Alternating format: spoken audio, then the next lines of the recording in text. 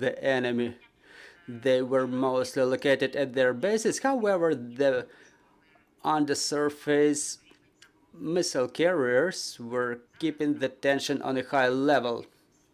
Currently, there are two submarine missile carriers on duty, carrying a total of 8 caliber missiles, which says that as soon as the storm is calming down, they are about to resume their activity. However, they still stay in the safe area, safe for them. The total number of shellings of the West Bank from the East Bank is about 60 to 70 shellings per day.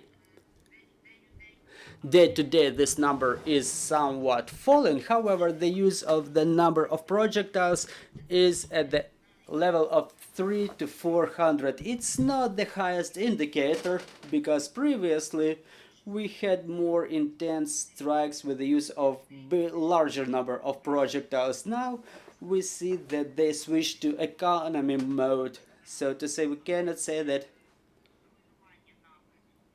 there is certain deficit, but we see the results of destruction of the enemy logistics and the destruction of their ammunition depots.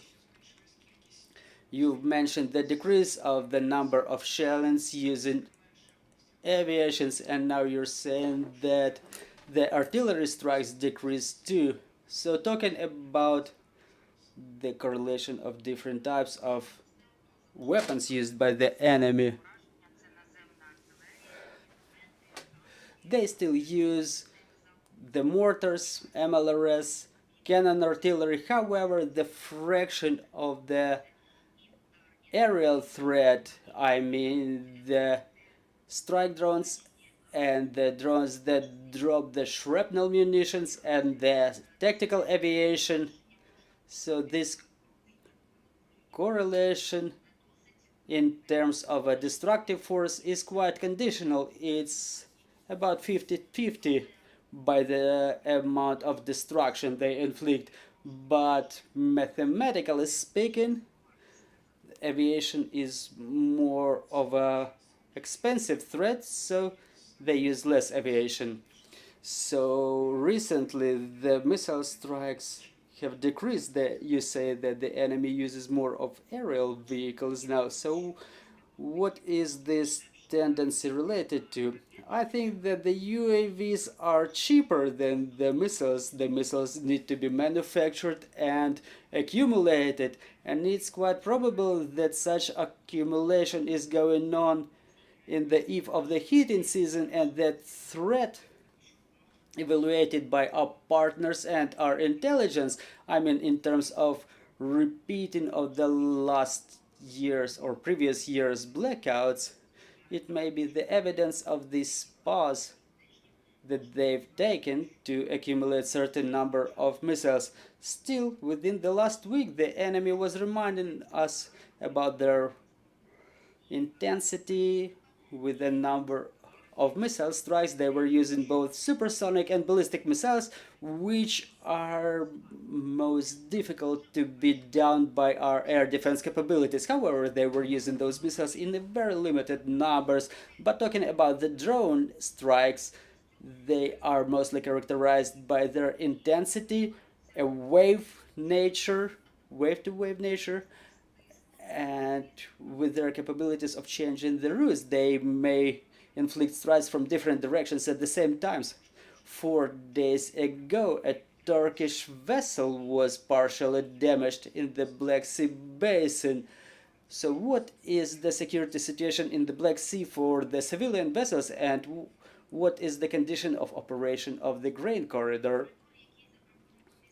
The corridor proposed by the security and defense forces is called humanitarian because its goal is to ensure the operation of the vessels in the Black Sea basin in a humanitarian way, even for those that were blocked in the ports of Odessa region from the very beginning of the full-scale invasion. For example, we have some vessels blocked in the ports of Mykolaiv and Kherson regions so far, and regardless of the fact that they stay there for more than year and a half, and some of them were even damaged due to the battle operations. Still, the owners intend to pull them out of the ports and to ensure the peaceful passage for them. We're not talking about Kherson and Mykolaiv region so far, but that corridor operating from the ports of Odessa region, it's quite stable, and regardless of the threat from the sea, well, not only from the sea but from the air too, because the enemy keeps systemically terrorizing that direction with the tactical aviation, dropping the guided aviation bombs in the direction of that corridor, or specifically the place of concentration of recommended sea routes around the Snake Island. And the specifics of the current is such that the dropped guided aviation bombs may result in detonation of sea bombs and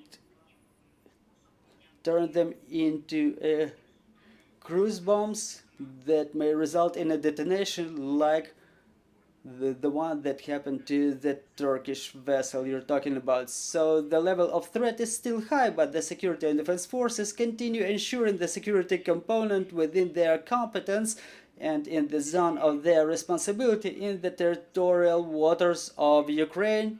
We ensure the security component, and every time, if you follow closely, as soon as the vessel which decided to use this humanitarian corridor leaves the territorial waters of Ukraine, the security and defense forces report about such facts immediately. Thank you, Ms. Natalia. Dear journalists, do we have any questions on the floor? Well, if we do not, one last question. We see the weather getting more complicated. September was quite favorable for advances of our security and defense forces. So how does the deterioration of the weather conditions influences the advances of our forces? There are no critical changes in the area of our responsibility. Yes, the weather has changed. Storm warning is a significant impact for the use of the area.